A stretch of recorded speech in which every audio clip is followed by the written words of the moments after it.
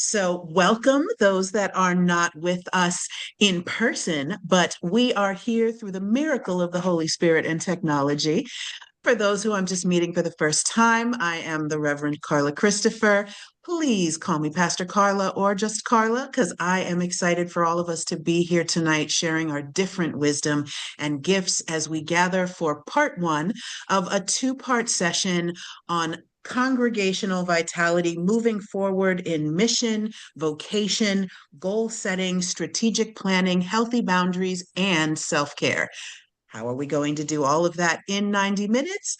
Because once again, through the wonders of technology, you can pause and work through some of the ideas and activities that I'll suggest at any time. And you can simply press play again and come jump back into the recording. But I'm hoping that we can finish this evening not feeling as though the work is done, but feeling as though we have the equipping that we need to move into some of our own faithful and spiritual discernment about where is God leading us into our what's next, with a spirit of joy and hope, excitement, adventure, inspiration, as opposed to, okay, what do we got to do next? What are the boxes that we have to check? We don't serve a God of survival mode. We serve a God of vocational discernment, of celebration of community, of peace, and of joy.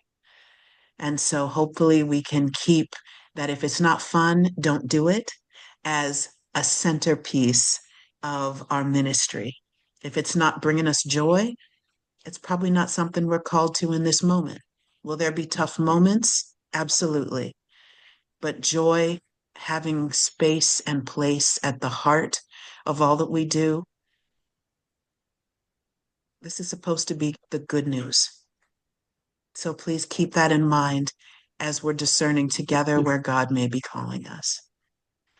So as we start, rather than doing a traditional dwell in the word and have some Bible conversation for a moment, I want us to spend some time in a place that is actually fairly familiar to most of us, which is Community Lutheran, glorifying God by accepting all people as we are created. We believe all people are created in God's image. We accept, welcome, and embrace people of every race, color, culture, age, gender identity, gender expression, sexual orientation, marital status, faith story, economic situation, physical and mental ability, educational level, work history, political affiliation, or citizenship status. All are welcome to the worship life of this congregation, including access to the sacraments of baptism and Holy Communion. And all are welcome and encouraged to join our congregational life and ministries. By accepting all people as we are created, we are committed to the work of anti-racism, social and economic justice, and to making inclusivity a reality for our community. Now, when I read this, it is a beautiful and inspiring statement about the coming together of God's people. But there are a lot of folks who would read this and say, well, one word that's not in it anywhere is Jesus. Mhm. Where's God in this? Where's the Bible in this? Where is the transformation that comes from communion? I mean, as Lutherans, the means of grace are hearing the gospel, taking communion, our sacraments are mentioned of baptism and communion. But how does that inform the very real world, modern feeling agenda that is behind our mission and our welcoming statement? So instead of Bible studying you, what I invite you to do is to let me know, where is the Bible? Where is God? Where is the call and ministry and example of Jesus? Where is your discipleship made real in this statement? To those who do not know God, who do not understand why this would be a mission statement, not for a nonprofit, not for a school, a library, a community outreach organization, but for a faith-based community. Tell me where you see God in this. Feel free to use the chat or unmute.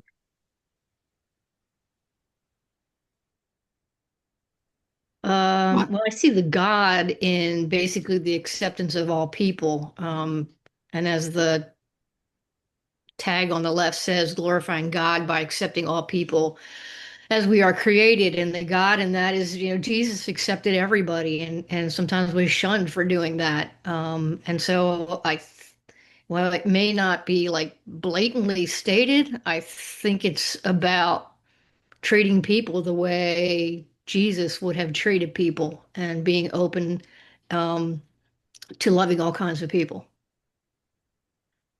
And I think to me, it says we're all equal.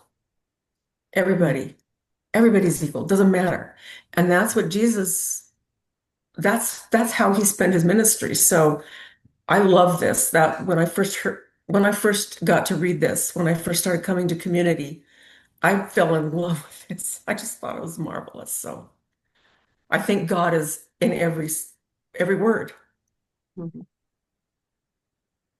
And it speaks to people who I think, as you said, Pastor Carla, may not be in a church. This is something that everybody can, well, not everybody, a lot of people can understand and think it's a really wonderful way for a church to be.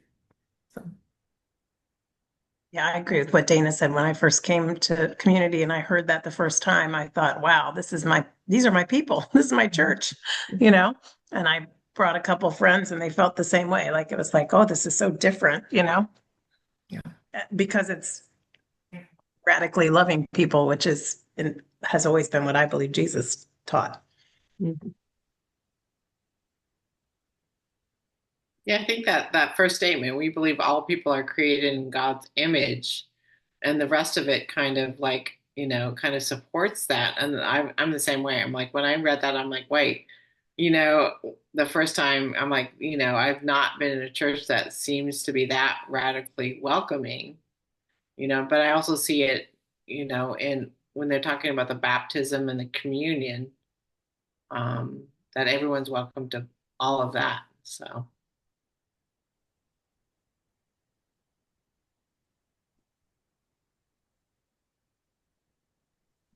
So, are there any particular biblical stories or characters, places from Jesus' ministry that you think of when you are thinking about living as a disciple and about this is who Jesus was, this is what Jesus did? What are your favorite examples? So the woman that had been bleeding for, I've forgotten exactly how many years, and she touches the hem of his garment and he knows her immediately. That has always really touched me.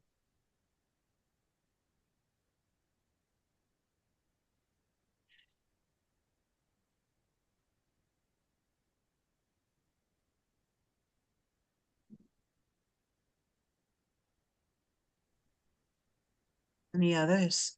I know the Ethiopian eunuch has come up several times recently, Right. and I love the idea that both a marginalized person from race and also an enslaved person and also a gender minority, that all of these things could come together to be important enough to summon a disciple through some kind of Holy Spirit uh, transportation through time and space. And don't these prophecies apply to me? Shouldn't I be baptized?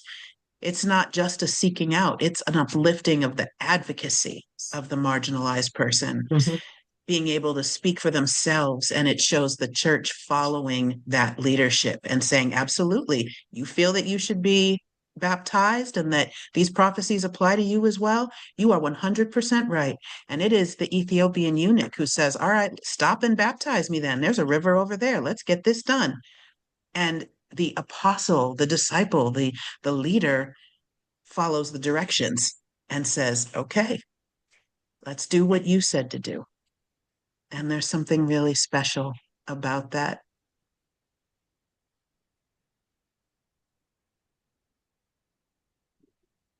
Any other particular inspirations, characters, or stories from the Bible that just really inspire you to be like, this is who or how I want to live?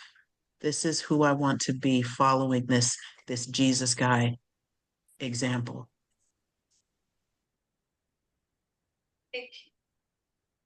In a lot of the different stories about Jesus interacting with people, it's his compassion and, again, acceptance, but the compassion is always there, and it's beautiful, and it feels good to like to read something over again or hear it and know that that's what God is about, compassion.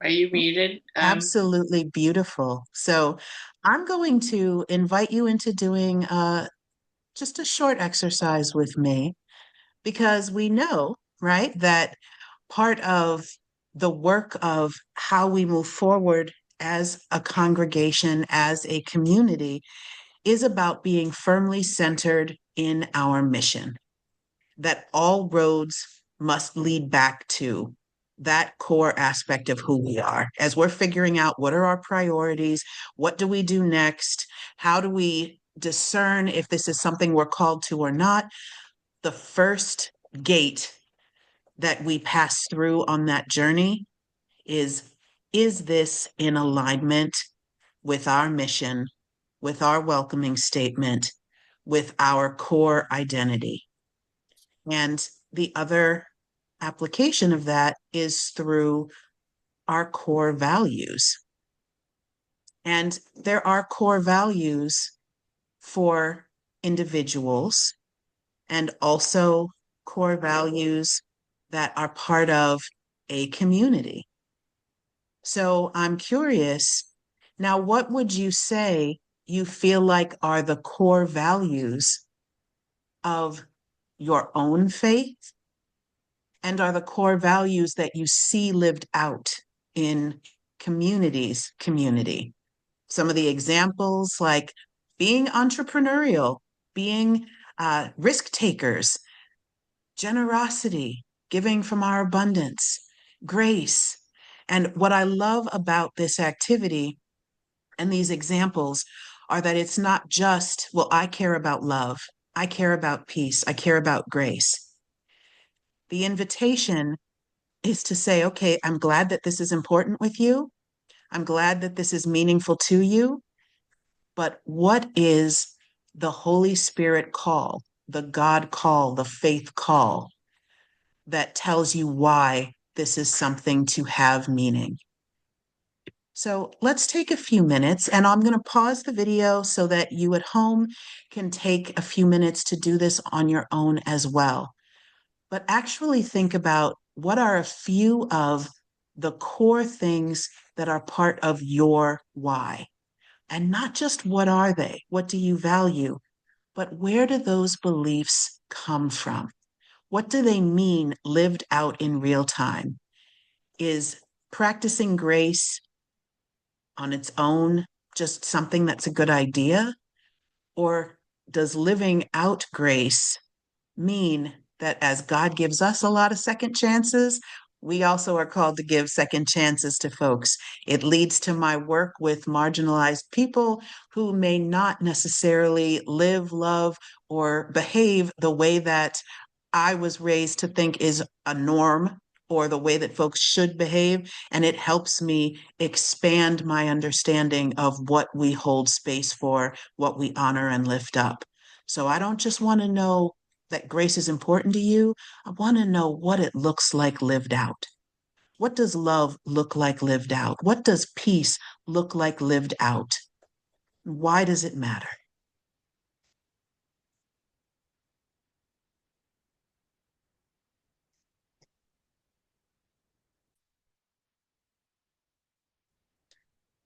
So, having taken a moment to think about some of our own personal motivations and core values, how we live them out, both perfectly and imperfectly, but with grace, to motivate our involvement in community, how would you describe the core values, the core ethics, the core spiritual calls that you feel like define who community is? And how do we live those out? Where do they come from? Not just what we do, but how we do it and why.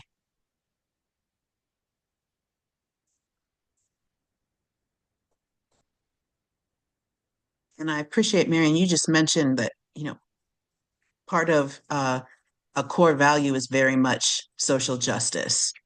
And that is lived out in a lot of different programs and ways of involvement, whether it's educational opportunities, through the food pantry, through English as a second language classes, through showing up in spaces that center marginalized people and where advocacy is part of being in those spaces, like going to prides and vending there. Um, that there's a lot of different ways that we engage in social justice, and the why of that, where it comes from, is because that is very much what Jesus did when fighting not just for you're allowed to listen, but saying, no, those who are born to uh, other tribes, those who are born in other areas, they are absolutely welcome. That we see the apostles saying the gospel is for everyone, that leadership in the church, that full inclusion in the church is for everyone. We see a lot of women who Jesus talks to specifically, even though that was not the tradition at the time. We see enslaved people or people of lower status. We see folks who would have been, untouchable and not allowed to enter the temple, like the woman with the problem of the blood, or the woman at the well, or the many prostitutes or sex working humans that were part of some really important biblical scenarios that were absolutely celebrated without judgment and honored for their contribution to the community of disciples. So we have biblical centering for we believe in full inclusion, not partial inclusion, not sit in the back inclusion, not be here, but be quiet, look like us, live like us, work like us, do things like we do. We're here to welcome you in, but then tell you to change. No, that wasn't the Jesus model. There's no indication that the people changed their life, their behavior, their gender, their skin color, their status. They were just welcomed for full inclusion, participation, leadership as they were. What else do you feel like really defines who community is? I think, how do I want to say, our dedication to service. And I would say through the food pantry, through the backpacks that we do for John M. Clayton, the Christmas tree that we buy gifts for students at John M. Clayton. Those are probably the two biggest ones that I can think of that we have done for years and years and years. White bag lunches is a new one, maybe. So where does that come from? I mean, service being core and part of the community. Like I think, but like why? when anyone walks through what? I think But why? when anyone walks through our doors, like at a Sunday service or whatever, people are so welcoming, and I think that's what that whole spirit is what kind of drew me into it, because people are like, they're not just welcoming, but they want to know who you are, and then they're sharing their love of God and Jesus with each other. And then I think then that kind of goes beyond, I've seen people go above and beyond to help others, outside because of their core values, I think. I've just been inspired by so many people just helping other people in so many different ways. Yeah. Love it. So knowing that there really is a unified spirit around inclusion, social justice. So, not just be this way or believe these things, but actually work to make sure they are possible in this community, um, as community, the church, and also community, the neighborhood and area that we live together. That also service, making sure that we are engaged as a spiritual practice and a faith practice in identifying the harm that is coming to our neighbors, the need, the areas um, of lack, and saying, how can we pool our resources, use our gifts? And so there is a vocational call that as a group we have discerned and that a lot of us share. And that's wonderful to have the idea of we have a strong sense of mission. We have a vision of what is the world that we want to build. What does a Christian community that we want to be a part of look like? But then it becomes turning it into a plan of how to get there, a plan that we can communicate with people so that there's a roadmap of here's how we navigate this together. Here's how you can plug in. Here's how you can find a place for your spiritual gifts, for your particular calling in the larger plan. And we often want to jump right in, right? We are excited. We are ready to start doing the planning and let's get in there. But there are actually a few gateways that are helpful to pause and think before going into, okay, let's start building. Let's get these new folks in here. Let's do this. So I have a few questions for you, around what does it look like to prepare to plan? And this is a wonderful gift from a friend of mine, Jennifer, who runs JSL Communication Strategies. But she suggests there's red light, yellow light, and green light as you prepare for moving forward in figuring out long-term plans.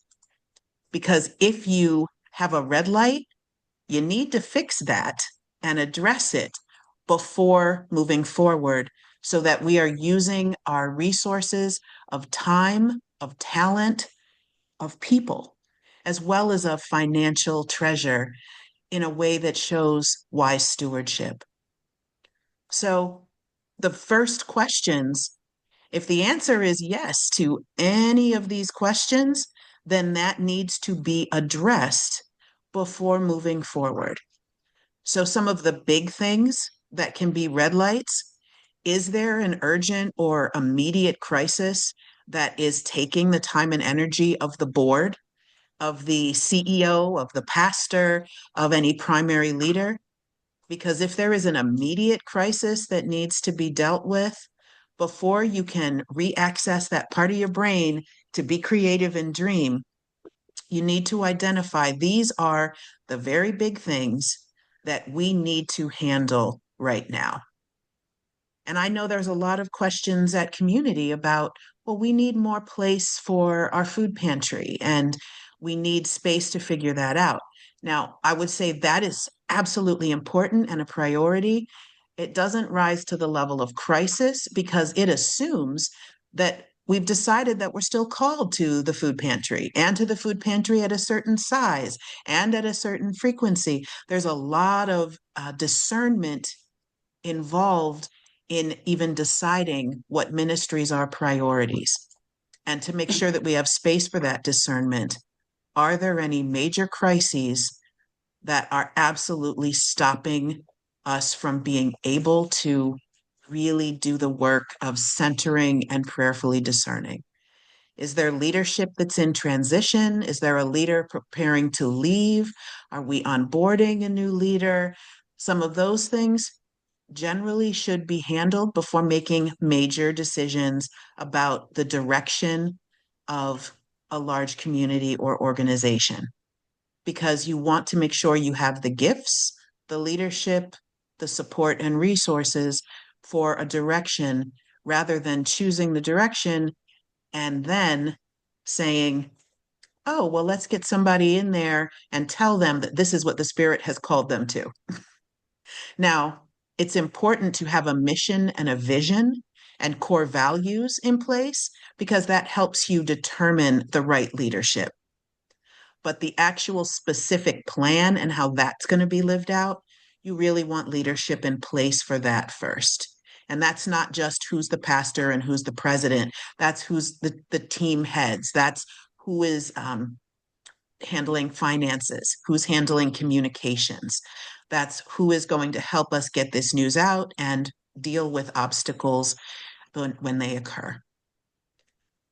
In a capitalist society, yes, we believe that the Lord will show up and make it happen if it is meant to be, but being aware of the stability of finances and having the resources for a particular project is at least a conversation to have. Because you don't want to make commitments you cannot follow through with and undermine trust.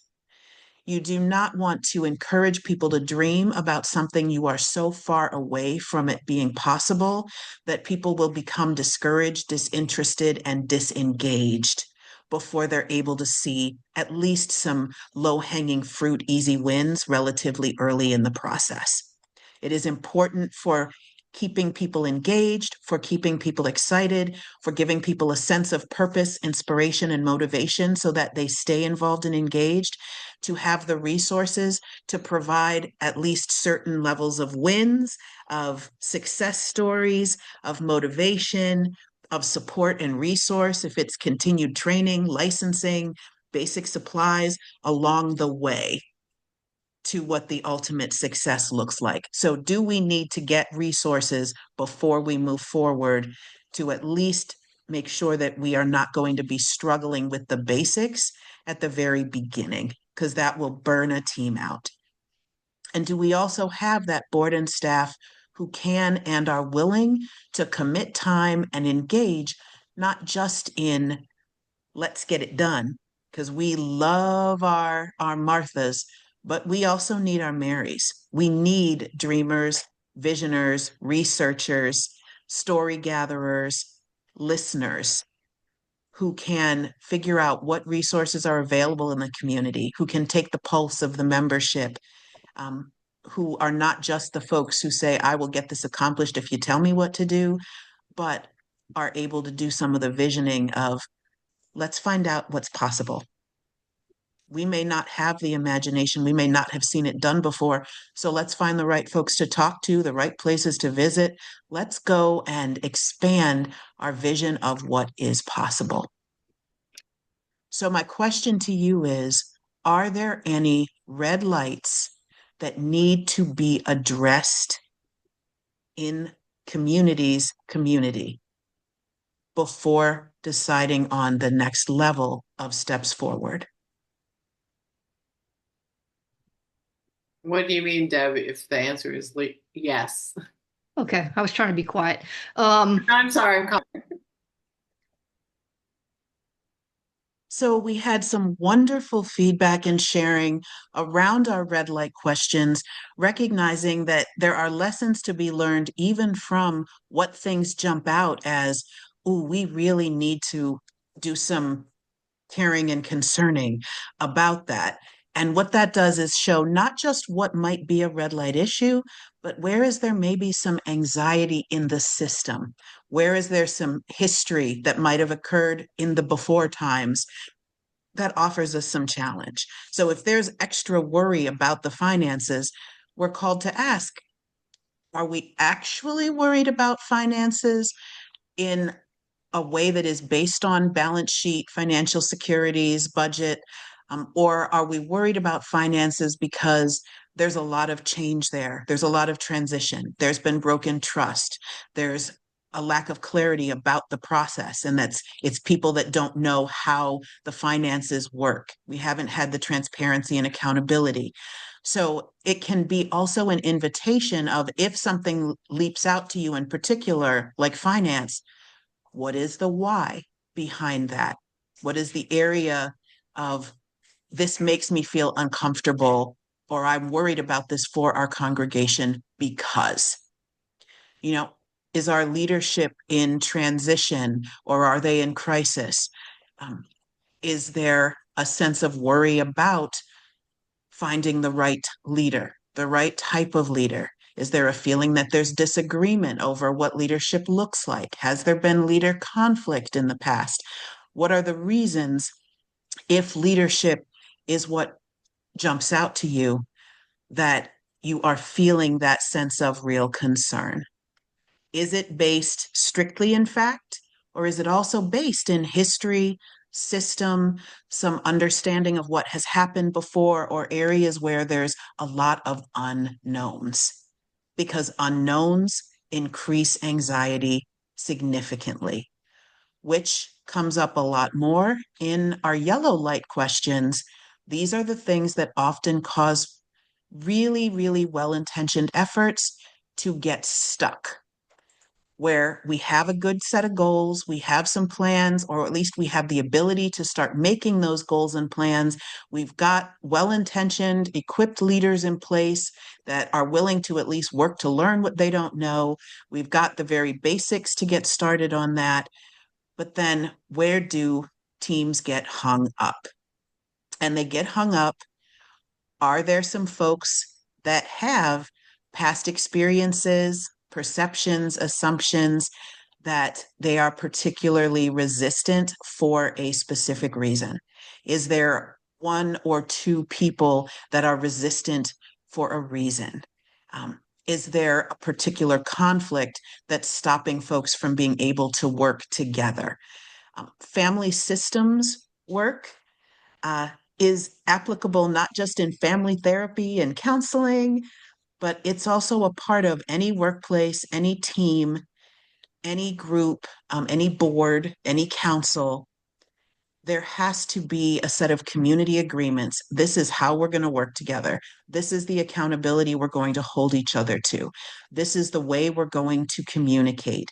And that is a lot of the work that is often most challenging for things like board presidents, team leads, congregational staff members. And it's very hard sometimes for new members getting on board, because we're all coming from different places and habits. And so we make assumptions that, well, this is how things have worked where I was before. This is how they worked in my place of work.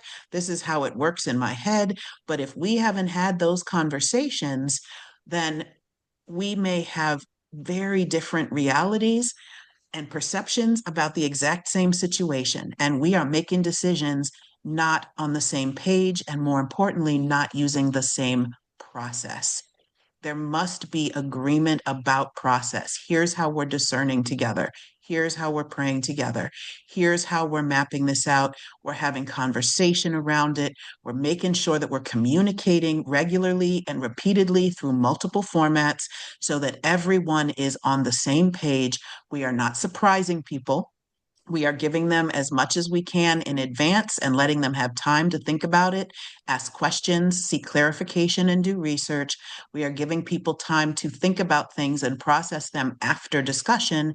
And then we are coming together to make decisions by seeking suggestion, vetting them as a group, narrowing down options, prioritizing what rises to the surface, and then deciding on steps forward.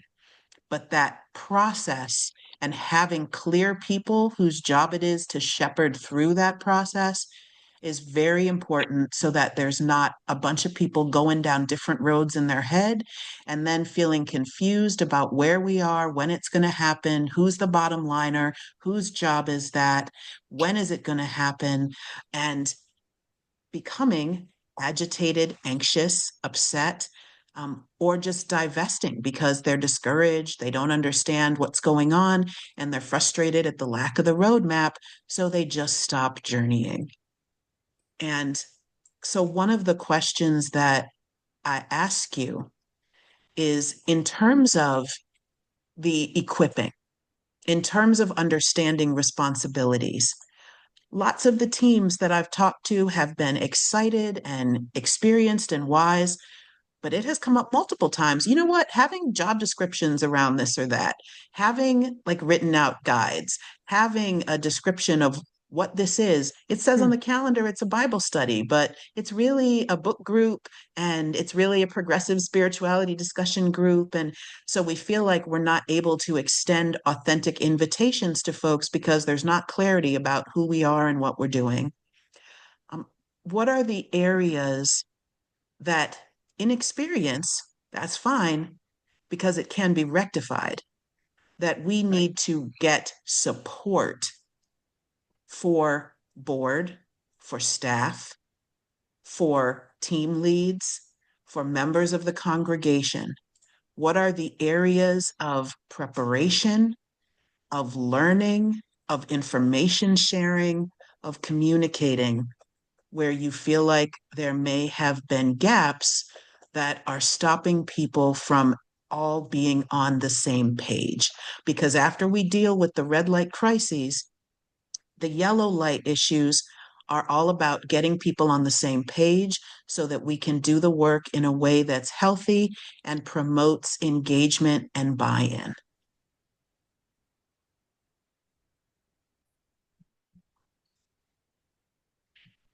So we had some wonderful insights around our yellow lights and even uplifted the fact that certain amounts of conflict, disagreement, question, or challenge can be very healthy because they lead to creativity, they lead to problem solving, they lead to pointing out weak spots or areas where communication could be improved, or areas where more training to ensure a clearer understanding where we're all on the same page might be necessary.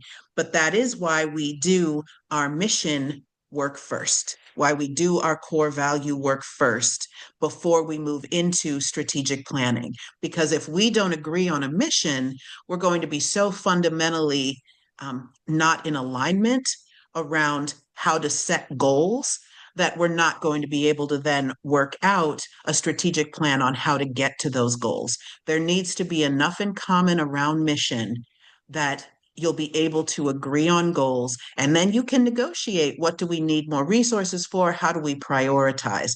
But the why behind your what is something that it really helps to get on the same page first. And then if there is conflict, if there are folks who have such a level of conflict that they're like, this is not going to be a place where I can live into my faith, I need to step back, or I need to really do some prayer and some understanding and some continued learning so that I can understand why this is the mission, or I can understand how this type of work might exist as part of my life and my resource. Then this may just not be the time. So this also helps become a way to sort, for people to individually sort themselves into where are they called in this season. And then when we have given folks the time to address any crises, get big barriers out of the way, when we've moved into, all right, what do I need? What do I need in terms of education? What do I need in terms of equipping? What do I need in terms of understanding who does what my job is, what the resources are, what's the history that informed some of the ways we do things? Is there something that's a reality that might be very different now, but knowing some of the history would help me understand why there's resistance or anxiety or why this doesn't exist? A lot of that storytelling, that learning from those who have been through previous iterations of the plan, that can be really helpful. And then once we get all those yellow light questions addressed, we move into our green light questions. And when we can say yes to several of our green lights, we know that we are not only ready, but likely to be in an ideal spot where strategic planning is necessary. So this idea of, we've had plans in the past, but we've changed enough that past plans are just not applicable to who we are now. There are new leadership in place who are committed, who are on board with the focus, they're on board with the vision, we're on the same page with our why, but now we need to figure out how to move forward with that. There's been a big change in the environment around us, the demographics of the area, the reality in which our ministry occurs. And so we need to adapt to that. We've had significant growth. We know what we're doing and why we're called, but we know that we need to have a direction to move successfully into the future. And we're at a crossroads. We need to get the clarity. We need to get in alignment so that we can be working together, not each working on what we feel like is important in the moment, but we're more putting on band-aids and putting out fires than we are making real, strong, coordinated progress. Or we're working with partners that we need to better communicate and connect with, who may be outside partners, other businesses, other regional offices, other congregations that we'd like to work with in a way that really builds capacity. But unless we can clearly communicate in ways that are not just word of mouth and a forwarded email thread, what we're trying to do, we can't onboard those new partners. Now, I would guess that, quite frankly, I think you check all the green lights as community. I think so too. I think you're excited and ready. But this is where saying yes and checking those boxes is the good thing, because all of these are indications that you're ready for a plan that can be shared with partners, can be shared with the congregation, can be shared with the teams to help everybody be on the same page and be working together in cooperation, collaboration to make live, make real the mission and the vision. Does it resonate with you, the idea that there's more than one of these boxes that you could click yes to when you look at them? Yes. I love the wide Definitely. eyes. Like most of them. Yeah. Right.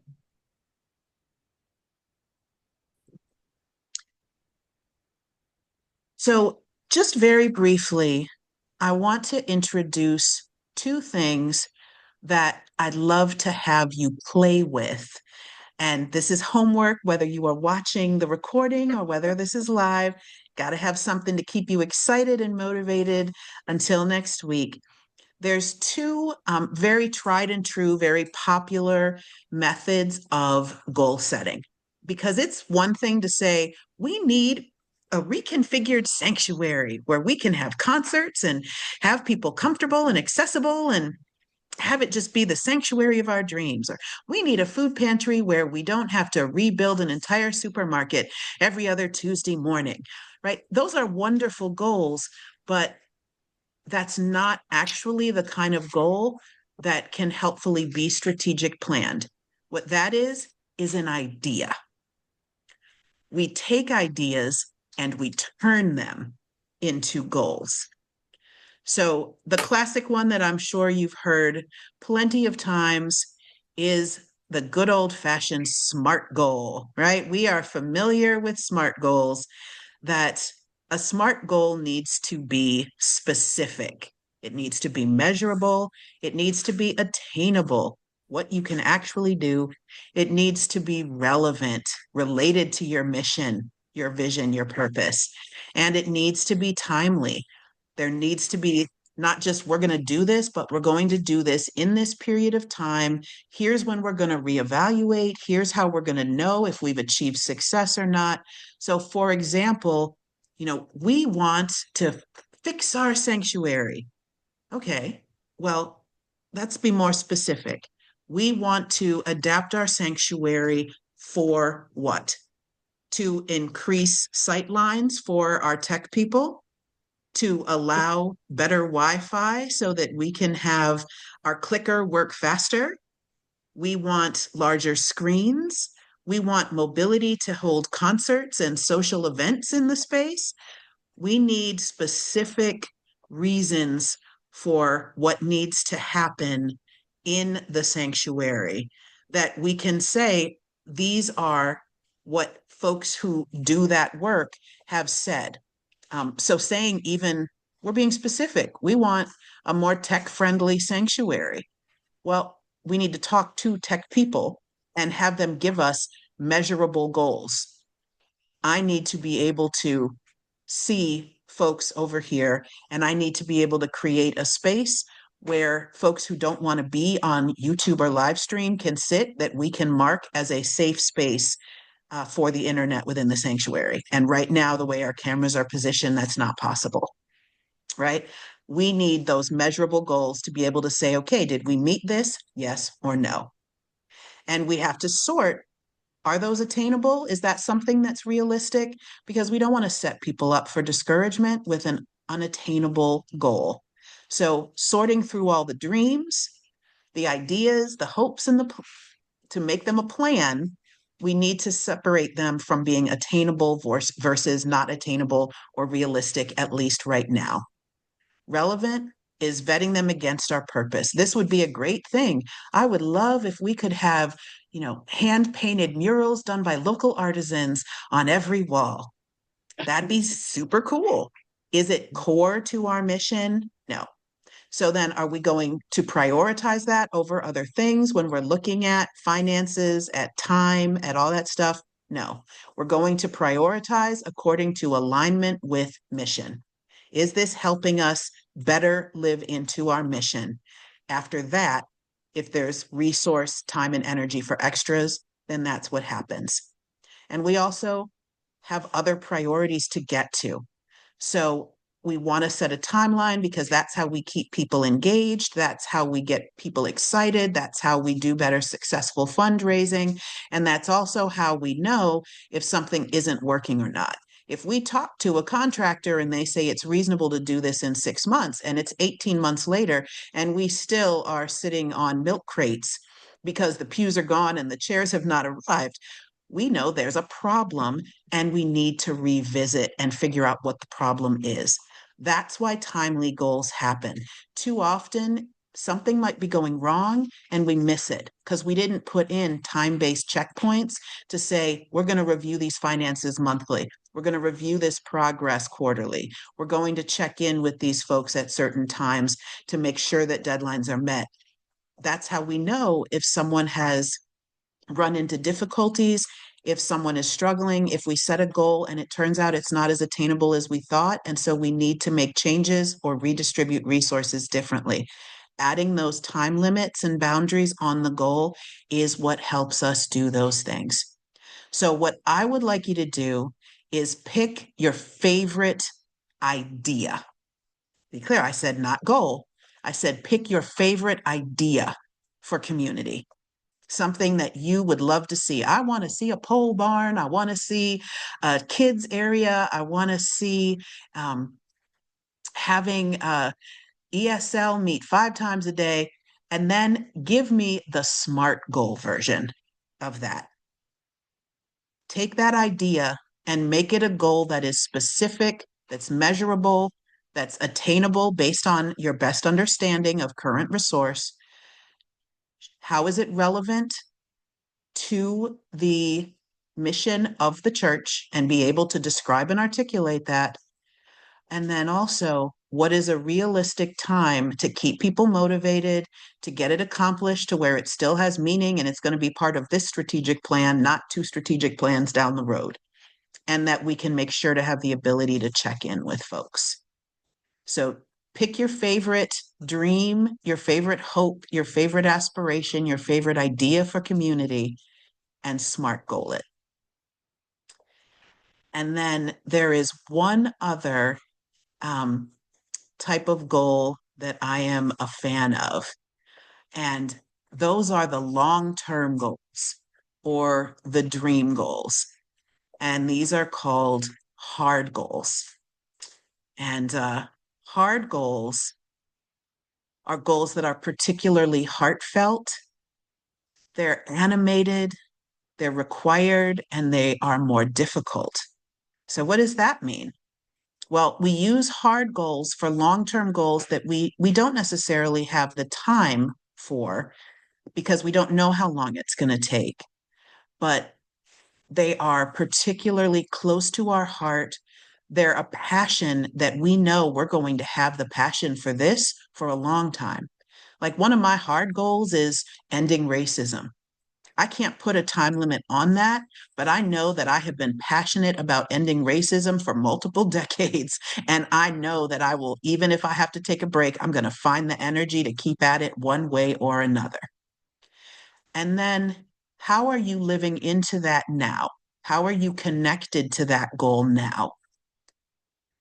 what do you want to have accomplished, even though I'm not going to end racism in the next 6 months? What do I want to do to feel like I'm moving forward in helping this be a reality? I'd love to find new places to bring anti-racism training. I'd love to make connections with new institutions that haven't been engaged in anti-racism in the last few months, or the last few years. I'd love to find some financial partners to help me offer more things free so that I could be involved in bringing this to people who have barriers to accessing it now that diversity, equity, and inclusion training is not legal or not available in a lot of places it used to be. So how can I rebalance that availability, that equity of access? And then what is going to make this hard? Well, I'm going to need some financial partners. I'm going to need some spaces willing to let me go in that are not the places that are being allowed to bring in DEI work anymore. What are some other ways I can reach people? What are some other ways I can communicate with them? Brainstorming some of these things. So that's my other ask of you homework wise is what's your one heart goal? And this can be a heart goal that you see community as a partner in, or it can be part of your personal core value goals. But what is a long-term goal for the building of beloved community, for the healing of the world, for the living a life that is like Jesus? And then when you have that goal that is important for you, think about it in the context of your current church life. Why do you want this goal to be something that you can do in partnership with community? Where is what you're doing in community part of this work or feeding into it? What would you love to see community be doing that would help you feel like it was part of this core goal, this core belief, dream, hope for living a life more like Christ? And what do you need to help you get there? So I will leave you with thinking about smart goaling a practical desire, a practical idea for community. And then hard goaling, a long-term, closely held passion for yourself. That part of that work, part of that growth, part of living out that spiritual call for you could be connected to the way you exist in community. Think about that, pray through that over the next week, and that's what we'll open with when we gather. So for those of you who are watching this at home, I would ask you to do the same homework, because if you're with us next week or if you're watching this, I'm also still going to ask you. But we've covered a lot tonight around the importance of mission, shared vision, core values, around readiness for strategic planning, what can be barriers to healthy strategic planning, what can be a call to say we're ready for strategic planning. And then as we are starting to brainstorm those ideas and recognizing the importance of prioritizing them according to need and resource, spiritual discernment, and presence of the people, the places, the things, and the knowledge. What do we need to position us to begin that work? And then how do we set the goals so that now that we've got the education and we've got the resourcing and we've got the equipping and the learning and the history, we're now ready to turn our plans and our dreams into prioritized SMART goals that have a connection to the hard goals of our mission as community and what we feel called to build as followers of Christ. So we will have lots more to continue to dive into next week, but I will stop there and say thank you to my fabulous, incredible, rich conversation partners tonight, and to all of you who are at home.